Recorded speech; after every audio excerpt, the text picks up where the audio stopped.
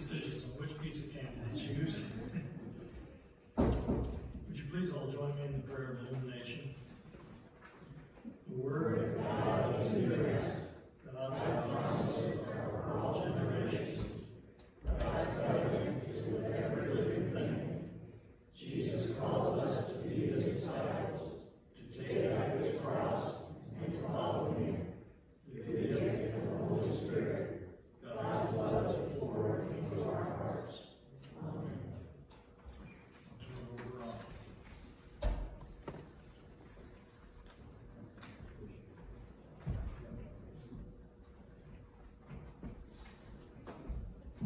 Good morning.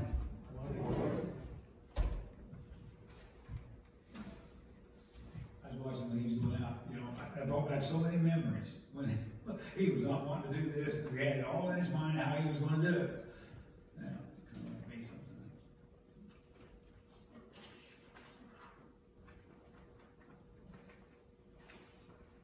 else. John 12, 20 through 36. You got a better response in your joke than I generally do. I don't know. Maybe it's the way you told her, maybe it's just a better joke. I don't know. But I'm tired of you people. I ain't going to tell you any more jokes. It was funny. That was the difference right there, wasn't it? Who never thought about that? Thanks so much. No, that was good. John 12, 20 through 36. Now, among those who went up to worship at the festival were some Greeks. They came to Philip, who was from Bethsaida in Galilee, and said to him, "Sir, we wish to see Jesus." Philip went and told Andrew. Then Andrew and Philip went and told Jesus. Jesus answered them, "The hour has come for the Son of Man to be glorified. Very truly I tell you, unless a grain of wheat falls into the earth and dies, it remains just a single grain. But if it dies, it bears much fruit. Those who love their life lose it, and those who hate their life in this world will keep it for eternal life. Whoever serves me must follow me, and where I am, there will my servant be also. Whoever serves me, the Father will honor. Now my soul is troubled, and what shall I say? Father, save me from this hour? No, it is for this reason I have come to this hour. Father, glorify your name." Then a voice came from heaven. "I have glorified it, and I will glorify it again." The crowd standing there heard it and said it was thunder. Others said an angel has spoken to him. Jesus answered, "This the voice come down for your sake, not for mine. Now is the judgment of this world, and the ruler of this world will be driven out. And I, when I am lifted from the earth, will draw all people to myself." He said this to indicate the kind of death he was to die. The crowd answered him, "We have heard from the law that the Messiah remains forever. How can you say that the Son of Man must be lifted up? Who is this Son of Man?" Jesus said to them, "The light is with you, but a little longer. Walk while you have the light, that the darkness may not overtake you. If you walk in darkness, you do not know where you are going. While you have the light, believe in the light, so that you may become children of the light."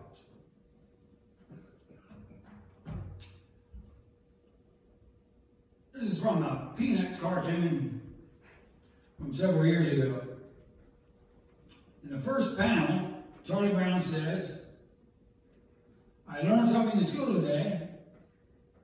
I signed up for folk guitar, computer programming, stained glass, art, shoemaking, and natural food workshop." He continues, "I got spelling, history, arithmetic, 2 study periods." Charlie's friend asked, "Well, what did you learn?" Charlie said, "Well, I learned what you sign up for and what you get are 2 different things." That's the way it is, isn't it? That's a lesson applied to most things in life. We sign up for one thing and receive something entirely different. I imagine Jesus' disciples felt that way at times as well. Jesus was always surprising them. They sad and he's here. Every time the disciples thought they had Jesus pinned down, he did something unpredictable that set their expectations into a tailspin. They just never could nail him down. The disciples' expectation, for instance, next Sunday we will celebrate the triumphal entry of Jesus into Jerusalem. Palm Sunday. In the disciples' mind, this was the hour of victory, the day they had been waiting for. They finally thought, now is the time. And their expectations were only heightened when they heard the Master say, the hour has come for the Son of Man to be glorified. They thought, I'm sure they thought, this is it. Finally. Finally, they're on the same page with their Lord. This fit perfectly with all they've been waiting for. This had to be the time. This had to be it. But then Jesus zigs what they expected to say.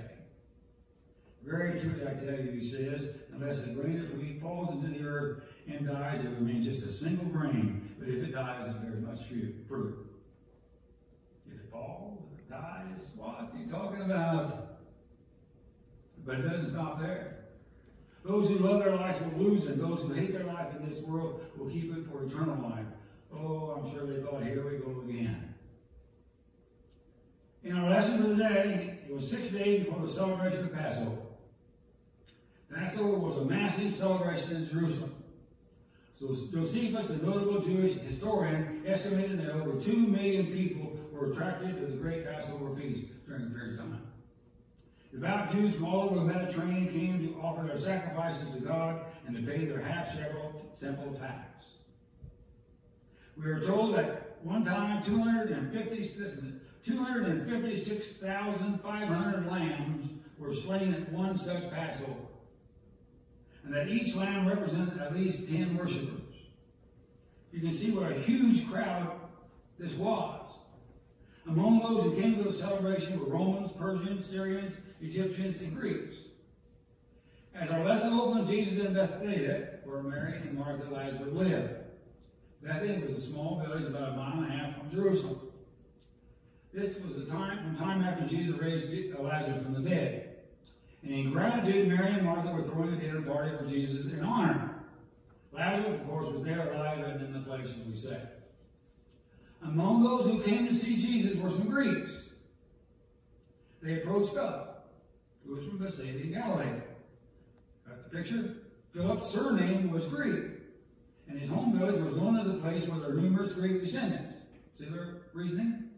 Maybe the visiting Greeks thought Philip would be more open to their inquiries than the other disciples because of his background. So they said to him, "Sir, we would like to see Jesus." Philip went to tell Andrew, and together they told Jesus. Now, Jesus was not impressed. He replied that as often he did with somewhat cryptic message about his coming death. He concludes his response to them by saying, "Now my soul is troubled, and what shall I say? Father, save me from this hour?" No, it was for this very reason I came to this hour. Father, glorify your name. That was his response. Then a voice came from heaven. I have glorified it, and I will glorify it again. Now there seems to have been an audible voice, a voice which could be heard by anyone who was listening. But you notice this. John tells us that the crowd was there and heard the voice coming down from heaven, dismissed it as thunder. Others says an angel had spoken to Jesus. Most, however, thought it was thunder. Now, in response to their reaction, Jesus said, "This voice was not for your benefit, not for mine." Now, it's interesting, folks. God spoke from heaven, but the people who heard the sound of God speaking simply dismissed it as thunder. Now, that should sound very familiar because that's the way it still seems to be. When I read about this reaction, I thought about that phrase in the television show, Seinfeld, that introduced us to the world expression, yada, yada, yada. Remember that? Yada, yada, yada. It's used by the person who doesn't want to go into the boring details. They just say, well, it's yada, yada, yada.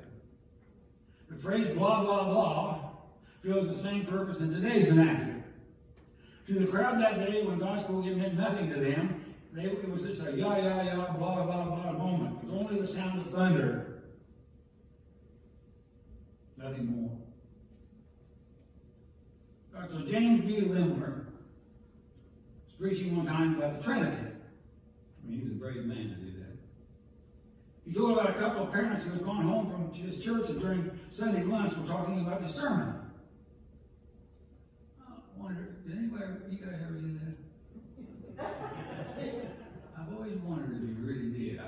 I hope you do, in some ways. I wish you wouldn't in others. But in the midst of their conversation, their second-grade daughter sitting at the table chimed in. "Oh, Father Lemler's sermon, they're always the same," she said. "They're always the same. You know, blah, blah, blah, love, blah, blah, blah, love." Dr. Lemler said he was amused and thought to himself, this little girl has really got him. the message, the repetition, the core, the redundancy. And so it is with the Trinity, he says, over and over again. Blah, blah, blah, love, blah, blah, blah, love. God the Creator, I love you and give you life. God the Redeemer, I love you and embrace you and love forever. God the Spirit, I love you and warm your heart and your soul with my love. Blah, blah, blah, blah. I wish that is what the people heard that day when they heard the voice from heaven. Blah, blah, blah, or yada, yada, yada, love. But Mark describes it like this. The crowd that was there and heard the voice said it was just thunder. Here's the truth of the matter, folks.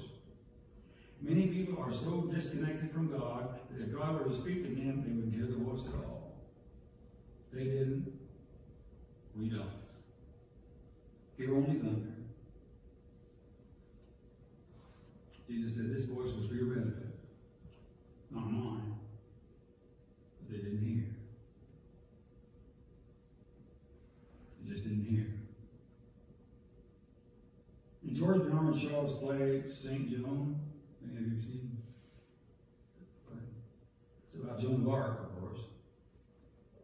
Joan tells of hearing God's messages. If you've seen the movie, I think it's a movie, I didn't know. I'm sure it is. She's talking to King Charles. Now, Charles doesn't appreciate this crazy lady in armor who insists on leading armies. In fact, he's threatened by her. And he says here, oh, your voices, always your voices. Why don't the voices come to me? I'm king, not you. Joan replies, they do come to you, but you don't hear them. You have not sat in the field in the evening listening for them.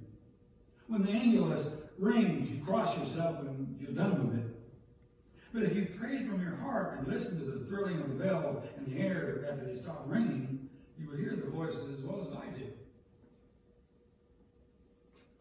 Joan, you see, heard the voice of God, the king. If he heard anything at all, he heard only thunder. Why? Because he was listening for that voice. Some people are so disconnected from God that they never hear God's voice. Other people are so preoccupied with their own lives that they are not aware when God does speak. Because he does speak to every one of us. And I believe that in my whole heart. The issue is, do we hear? There's a time-honored story about an old farmer who was persuaded by his nephew to visit the big city. The young man proudly took the farmer on a tour of the large metropolitan. At one point, as they walked down the street, the old man suddenly stopped and asked, did you hear that? The young man looked at all the pedestrians and the traffic and said, hear what? A cricket. The old man said he walked toward a little tuft of grass growing out of a crack next to a tall building. Sure enough, there tucked in the crack was a cricket. The young man was amazed. How could you pick up the sound of a cricket and all this noise, he asked. The old farmer didn't say a word, just reached into his pocket, pulled out a couple of coins, and dropped them on the sidewalk. Immediately, a number of people began to reach for their pockets or look down at the sidewalk, hunting for the coin. The old man said, we hear what our ears are trained to hear. Psychologist Ellen Langler says that many people are so preoccupied with their daily tasks that they rarely listen to them around them, anything around them. It's like a little game that children play. I've been trying to decide after I've seen this, are we going to do it, or will we just, let you do it? Let's try it, okay? What do we call a tree that has acorns? They're here. What do we call a funny story? What do we call a sound made by a frog? What do we call the white of an egg?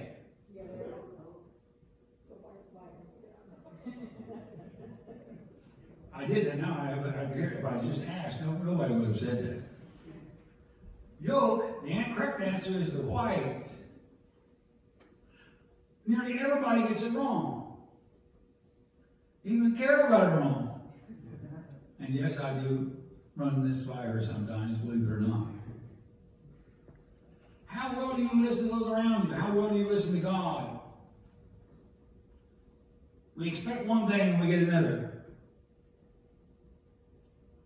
Arthur Mark Buchanan tells about a scene from the movie Ray, which is based on the life of the musician Ray Charles. Ray Charles went blind at the age of 7. He lived his childhood in poverty in a one-room shack at the edge of a sharecropper's field. In this scene from the movie, we see Ray as a child running into his house and tripping over a chair. He starts crying with his mother. She stands at the stove right in front of him, and instinctively she reaches out to lift him up. Then she stops, backs up, stands still, and watches. Young Ray stops crying eventually. He listens. He hears behind him the water on the wood stove whistling to a boil. He hears outside the wind pass like a hand through the cornstalks. He hears the thud of horse hooves on the road and the creak and the clatter of the wagon they are pulling. Then he hears in front of him the thin, faint scratch of a grasshopper walking the warm floorboards of his mom's cottage. He inches over and, attentive now to every sigh and twitch, gathers a little insect in his hand. He holds it in his palm, in his open palm. Then he says, "And I hear you too, Mom." Later he explains to someone, "I hear like you see." Ray Charles, you see, trained himself to listen, which would be wise for those of us who have our sight, don't you think? Listen to our colleagues. Listen to those folks around us. If there's one thing that bothers me today in our society, nobody listens. We all have our opinion. We don't listen to one another. Listen to our loved ones. Listen to God. It's important to know that God does speak to those of us who listen. Not audibly, perhaps. We worry when somebody says they hear voices, as we should be. The voice of God would be an inward voice, silent voice, a voice within the mind. Or God may speak through a friend, or God may speak through a strong emotion. Someone says, "I felt God telling me that I should support that mission project." I can confidently tell you God probably did. The greatest untapped source of power in this world is the unheeded voice of God in human affairs, in our lives. Final story. I couldn't help thinking about this story as all is going on in Atlanta with the 8 ladies who were killed. It seems like there's no end to this. Anyway, this is another story from not too far back. Many of us were moved a few years back when the story came out about the DC snipers. Remember those? They were eventually apprehended. Do you remember in October of 2002 when those tragic shootings were taking place in Washington, D.C., Maryland, and Virginia? 10 people were killed. 3 others were critically injured. Many citizens assisted the police in solving this horrible crime. Among these was a trucker, Ron Lance, a resident of Ludlow, Kentucky. I'll tell you the story. Lance was listening to a radio show when he heard the description of a car being sought by officials in connection with a sniper case. A short time later, he noticed a car that matched the description. It was a Chevrolet Caprice at a Maryland rest stop and called 911. He was one of several who called police that night, not the first. However, he did play an important part in capturing the 2 suspects. After calling 911, Lance and another truck driver blocked the access to the rest area, effectively trapping the suspects until the police could arrive. But here's what's special about this Lance story. Now, this is verified by several trusted sources. This is not a story. It's a true story. About a week before he helped this capture, Lance was driving down the interstate when he heard another report about the snipers. He decided somebody needed to pray about this situation. He got on his CB radio and sent out a call to any other truckers who were nearby to join him at a certain rest area for a time of prayer about this situation. It was getting dark when Lance pulled his rig into the rest area. There were about 50 other Marines already there. They all got out of their cabs and stood in a circle, holding hands. 60 or 70 of them, including some wives and children. Lance said, let's pray. And for almost an hour, they did just that. They prayed. These killings would come to an end. Then, just 1 week later, Ron Lance spotted a Chevy Caprice at an American rest stop. Are the two related? Some will say coincidence, yada, yada, yada, blah, blah, blah. All they would hear is thunder. Perhaps they're right. Maybe it was a coincidence. I know this. If you're not daily communicating with God, making known your requests and listening for God's reply, you are missing out on one of the greatest resources life has to offer. The leading of God in an uncertain world in our lives. And we just let Him. We just let Him. And listen. Mother Teresa of Calcutta put it this way. We need to find God, and He cannot be found in noise and restlessness. God is a friend of silence. See how nature, trees, flowers, grass thrive in silence? See the stars, the moon, the sun, how they move in silence?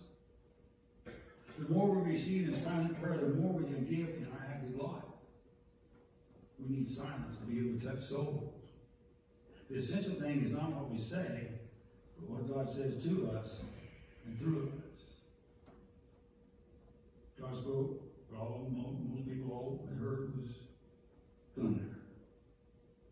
What a shame. I hope you hear God's voice. I really do. Let's pray.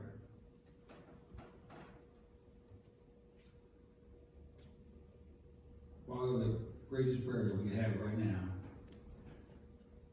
is a time of silence. That thing that sometimes frightens us because it forces